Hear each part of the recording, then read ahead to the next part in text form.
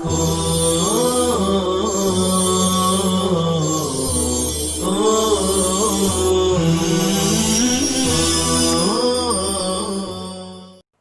اللہ الرحمن الرحیم۔ نوے سبق کا آغاز کرنے جا رہا ہوں طلبہ عظیم۔ اب ہم پہنچے ہیں کان رسول اللہ صلی اللہ علیہ وسلم متواصل الاحزان پر۔ دھیان سے سنیں، ہم آپ کے سامنے اختصاراً متواصل الاحزان کی لغوی تحقیق پیش کرتے ہیں۔ متواصلاً اعراباً منصوب ہیں کانا کی خبر منصوب ہونے کی وجہ سے۔ متواصل باعتبار لغت صیغہ اسم فاعل ہیں باب تفاعل کا۔ تواصل یتواصل تواصلا فهو متواصل۔ اس کا مادہ اور حروف اصلیہ کیا ہیں؟ تو اس کا مادہ اور حروف اصلیہ اصل، وصل اور اصلۃ، اصول وغیرہ آتا ہے۔ کہا جاتا ہے وصل فلان یصل اصلا و اصلۃ۔ باب ضرب یضرب سے زمانے جاہلیت کی طرح کسی کو یا آل فلان کہہ کر پکارنا۔ اور اگر کہا جائے وصل الشیء بالشیء وصلا و اصلتا، اسی باب ضرب یضرب سے، تو اس صورت میں معنی ہوگا ایک شے کو دوسری شے کے ساتھ ملانا، جوڑنا۔ اسی سے کہا جاتا ہے وصل رحیمہ، صلہ رحمی کرنا، نسبی یا ازدواجی رشتہ داروں کے ساتھ حسن سلوک اور اچھا سلوک کرنا۔ اگر وصل الیہ اصولا بصلہ الی کہا جائے گا تو اس کے معنی ہوں گے پہنچنا۔ وصلت الی المدرسۃ علی المیعاد۔ خیر، متواصل جو صیغہ اسم فاعل ہے، اس کا بکثرت لغہ عربیہ میں استعمال ہوتا ہے۔ اس کے معنی اردو میں پیہم، مسلسل، لگاتار کے ہوں گے، اور اسی پیہم، لگاتار، مسلسل کے لیے عربی زبان میں بالتواصل، بالتواتر، بالاستمرار، نیز متتابعا، متوالیاً، متعاقباً وغیرہ کے الفاظ اور کلمات بھی استعمال کیے جاتے ہیں۔ ذہن نشین کر لینا چاہیے۔ کہا جاتا ہے اشتباکات متواصلۃ، اشتباکات متواصلۃ، پیہم جھڑپے۔ الاحزان یہ حزن کی جمع ہے، غم کے معنی میں۔ اب ہم آپ کے سامنے کان رسول اللہ صلی اللہ علیہ وسلم ما متواصل الاحزان کا سلیس اور بامحاورہ ترجمہ کیے دیتے ہیں۔ رسول اللہ صلی اللہ علیہ وسلم آخرت کے غم میں متواتر، مسلسل، لگاتار غمگین و غم زدہ رہا کرتے تھے۔ حضرت رسول اللہ صلی اللہ علیہ وسلم آخرت کے غم میں متواتر و مسلسل و پیہم و لگاتار غمگین و غم زدہ رہا کرتے تھے۔ دائم الفکرت، یہ بھی منصوب ہے۔ دائم الفکرہ کیوں منصوب ہے؟ وجہ اعراب کیا ہیں بتائیے؟ کانا کی خبر ثانی ہیں۔ ترجمہ ہوگا دائم الفکرہ کا ہمیشہ سوچو بچار میں رہنے والا، ہمیشہ متفکر اور فکر مند رہنے والا۔ ترجمہ ہے آپ صلی اللہ علیہ وسلم ہمیشہ ذات باری اور صفات باری اور امت کی فلاح و بہبود کے بارے میں سوچ میں رہا کرتے تھے۔ یہ نرالا وصف تھا، انوکھا وصف تھا، امتیازی خوبی تھی میرے اور آپ کے آقا جناب محمد رسول اللہ صلی اللہ علیہ وسلم کی۔ یہ یاد رہے کہ امت کے غم میں رونا، ہم نے کتابوں میں پہلے انبیاء کے بارے میں نہیں پڑھا۔ یعنی مطلب یہ ہے کہ پہلے انبیاء اپنی امت کے غم میں نہیں روئے۔ امت کے غم میں رونا یہ ہمارے اور آپ کے آقا جناب محمد الرسول اللہ صلی اللہ علیہ وسلم کا ایک امتیازی وصف اور امتیازی خوبی ہے۔ آپ صلی اللہ علیہ وسلم کی یہ خصوصی شان ہے کہ آپ اپنی امت کے غم میں روتے ہوئے یا رب امتی امتی فرمایا کرتے تھے۔ یا رب امتی امتی یا ربی امتی امتی۔ پہلے انبیاء کے سلسلے میں تو یہ معاملہ ہوا کہ اگر ان کی قوموں نے ان کی دعوت کو قبول نہیں کیا، ان کی لائی ہوئی شرائع کو ٹھکرا دیا، تو انہوں نے ان کے حق میں بد دعائیں کر دی۔ حضرت نوح علیہ السلام نے تو یہاں تک کہہ دیا کہ رب لا تذر علی الارض من الکافرین دیارا، اے پروردگار اس دھرتی پر کافروں کا کوئی گھر بھی نہ چھوڑنا۔ مگر نبی علیہ السلام کا معاملہ اپنی امت کے حق میں کچھ اور ہی تھا۔ آپ رات کے وقت اٹھتے تھے اور اپنے گناہگار امت کے لیے دعائیں مانگا کرتے تھے۔ قربان جائیے حضرت نبی کریم صلی اللہ علیہ وسلم کی ذات گرامی پر، بلغ العلا بکمالہ کشف الدجا بجمالہ حسنت جمیع خصالہ صلو علیہ وآلہ۔ ہر نبی علیہ السلام کے لیے ایک دعا کا اختیار دیا گیا تھا۔ نبی علیہ السلام نے خود فرمایا ہے کہ اللہ پاک نے ہر نبی کو ایک ایسا اختیار دیا کہ وہ جو بھی دعا مانگے اس دعا کو اسی طرح جو کا تو قبول کر لیا جائے گا۔ صحابہ نے پوچھا اے اللہ کے نبی صلی اللہ علیہ وسلم ہر نوح نے دعا مانگی؟ آپ نے ارشاد فرمایا ہاں۔ صحابہ نے پھر پوچھا اے اللہ کے نبی کیا آپ نے بھی دعا مانگی؟ نبی رحمت نے فرمایا نہیں، بلکہ میں نے اس دعا کو اپنے لیے ذخیرہ بنا دیا، اب قیامت کے دن میں وہ دعا مانگوں گا اور اپنے امت کے گنہگاروں کی بخشش کا سبب بن جاؤں گا۔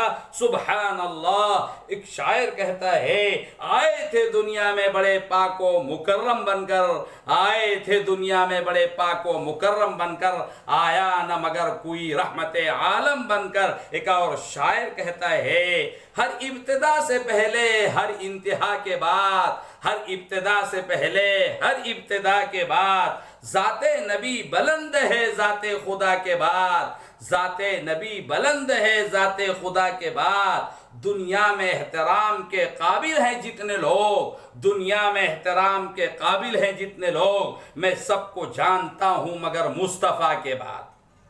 ایک اور شاعر کہتا ہے محمد مصطفیٰ کہیے کہ حمد مصطفیٰ کہیے، محمد مصطفیٰ کہیے کہ حمد مصطفیٰ کہیے، خدا کے بعد بس وہ ہیں اب اس کے بعد کیا کہیے۔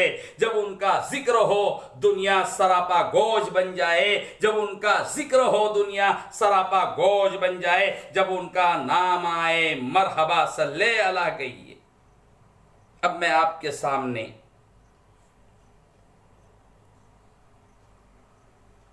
خیر اس روایت میں حضرت نبی کریم صلی اللہ علیہ وسلم کا ایک خاص وصف بیان کیا گیا، اور ایسے بھی اس عنوان درس میں حضرت نبی کریم علیہ السلام کے اوصاف اور خوبیوں کو بیان کیا جا رہا ہے۔ کان رسول اللہ صلی اللہ علیہ وسلم متواصل الاحزان دائم الفکر، آپ علیہ السلام نے اپنی امت کی جو فکریں کی، دنیا میں کسی اور نبی نے اپنی امت کی ویسی فکر نہیں فرمائی جیسے کہ حضرت جناب محمد الرسول اللہ صلی اللہ علیہ وسلم نے فرمائی۔ جب حضرت نبی کریم علیہ السلام کی وفات کا وقت قریب آیا اور آپ کی روح کو قبض کرنے کے لیے ملک الموت آیا اور آپ کی روح قبض کرنے لگا، اس وقت جناب محمد الرسول اللہ صلی اللہ علیہ وسلم کو جو تکلیف ہو رہی تھی تو آپ نے فرشتے سے پوچھا، ملک الموت سے پوچھا کہ اس وقت قبض روح کے وقت جو تکلیف مجھے ہو رہی ہے کیا یہ تکلیف میری امت کو بھی ان کی ارواح کے قبض کرتے ہوئے ہوگی؟ تو انہوں نے کہا کہ یہ تو کچھ بھی نہیں، آپ کے امتیوں کو تو اس سے بھی کہیں زیادہ اور کہیں زیادہ قبض ارواح کے وقت تکلیف پہنچائی جاتی۔ تو آپ نے فرمایا قربان جائیے حضرت جناب محمد الرسول اللہ صلی اللہ علیہ وسلم کی ذات اقدس پر۔ اس وقت آپ علیہ السلام نے یہ فرمایا کہ میری اس وقت میری جو روح نکالی جا رہی ہے تو میری امتیوں کی ارواح کے قبض کرنے کے وقت جو تکلیف انہیں پہنچائی جائے گی وہ ساری کے ساری تکلیف اسی وقت مجھے دے دی جاوے اور میری امت کو اس سے چھٹکارا ملے۔ یہ تھے حضرت نبی کریم علیہ السلام کی شفقت اپنی امت کے ساتھ، ہمدردی اپنی امت کے ساتھ۔ خیر، حضرت نبی کریم صلی اللہ علیہ وسلم کی بات ہی کچھ اور ہے۔ اس وقت میرا دل یہ چاہتا ہے کہ میں آپ طلبہ کے سامنے احمد شوقی کے چند اشعار جو انہوں نے مدح نبی صلی اللہ علیہ وسلم پر مشتمل کہے ہیں انہیں پڑھ کر سناؤں، اور آپ انہیں یاد کر کے اپنے ادیبانہ ذوق کی آبیاری کرو گے اور شان ادیبانہ کو جلا بخشو گے۔ وہ کہتے ہیں تجلی مولد الہدا وعمت، تجلی مولد الہدا وعمت، بشائرہ البوادی والقصاب، تجلت مولد الہدا وعمت، تجلی مولد الہدا وعمت، بشائرہ البوادی والقصاب، وأسدت للبرية بنت وهب، وأسدت للبرية بنت وهب، بشائب يدا بيضاء طوقت الرقاب، وأسدت بنت وهب، وأسدت للبرية بنت وهب يدا بيضاء طوقت الرقاب، لقد وزعته وهاجا منيرا، لقد وزعته وهاجا منيرا، كما تلد السماوات الشهابا، فقام على سماء البيت نورا،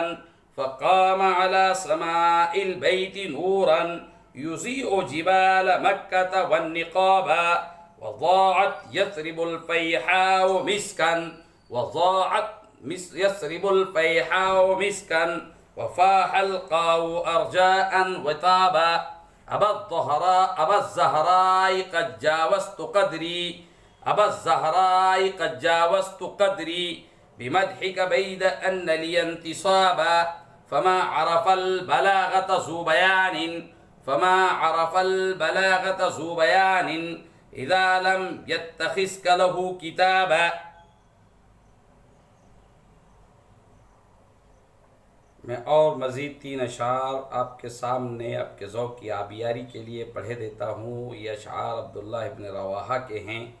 وہ کہتے ہیں وفینا رسول اللہ یتلو کتابہ، وفینا رسول اللہ یتلو کتابہ، اذا انشق معروف من الفجر ساتع، اذا انشق معروف من الفجر ساتع، يبيت يجافي جنبه عن فراشه، يبيت يجافي جنبه عن فراشه، إذا استثقلت بالمشركين المضاجع، أرانا الهدى بعد الأمى فقلوبنا، أرانا الهدى بعد الأمى فقلوبنا، به مؤقنات أن ما قال واقع۔ اس شعر پر میں اپنا سبق ختم کرنا چاہوں گا اور ساتھ ہی یہ عرض کرنا چاہوں گا اپنے طلبہ عزیز کے سامنے کہ میں اپنے اس درس کو عربی اردو فارسی ابیات و اشعار پڑھ کر انہیں درس کی زینت اور رونق بنا کر در پردہ آپ طلبہ کو یہ بتانا چاہا ہے کہ ہمارے طلبہ کے پاس ہر قسم کے محفوظات کا بہت بڑا ذخیرہ ہونا چاہیے تاکہ وہ ارتجالاً برجستہ اظہار معافی ضمیر کے لیے معین و مددگار ثابت ہو سکے اور یہ چیزیں اہل دنیا سے انسانی صلاحیتوں کے لوہا منوانے کا ایک اہم اور بڑا وسیلہ بن سکے۔ طلبہ اس جانب بھی خوب اعتنا برتیں اور شخصیت کو باوزن، مؤثر اور جاذب پرکشش بنا کر پیش فرمائیں۔ شاعر کہتا ہے کمال رتبہ مصطفیٰ بلغ العلا، ہے کمال رتبہ مصطفیٰ بلغ العلا، یہ اثر ہے ان کے جمال کا کشفت دجا بجمالہ، کسی ایک ادا کی بات ہو تو حسنت جمیع خصالہ، وہ خدا کا جس نے بتا دیا صلو علیہ وآلہ۔ السلام علیکم ورحمۃ اللہ۔